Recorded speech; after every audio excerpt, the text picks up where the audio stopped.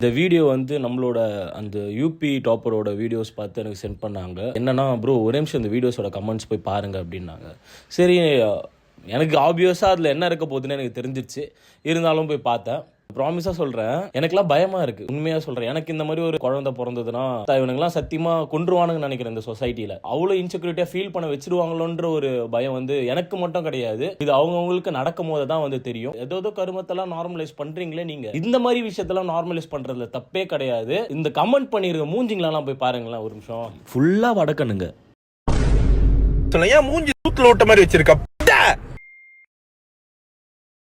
அந்த குரங்கு கொடுத்துடுறான், சுற்ற போறான். இது நம்ம மங்கி.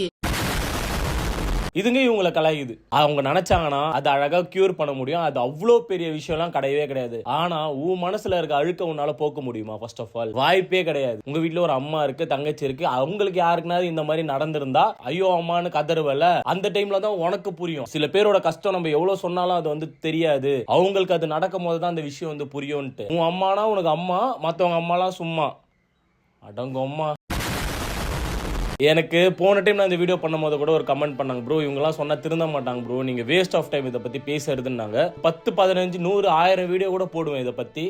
அட்லீஸ்ட் என்னோட ஒரு வீடியோலயும் ஒரு 10 பேர் திருந்தினா போதும். திருத்துற அளவுக்கு நான் ஒன்றும் பெரிய ஆள் கிடையாது. ஆனா நான் இந்த மாதிரி கேவலமெல்லாம் நான் பண்ண மாட்டேன். கண்டிப்பா அடுத்த வாட்டி அவனுக்கு கமெண்ட் பண்ணும் போது அது தப்புன்னு தோணிடுச்சுனா வெல்கம் டு ரியல் வேர்ல்டு பட்டி.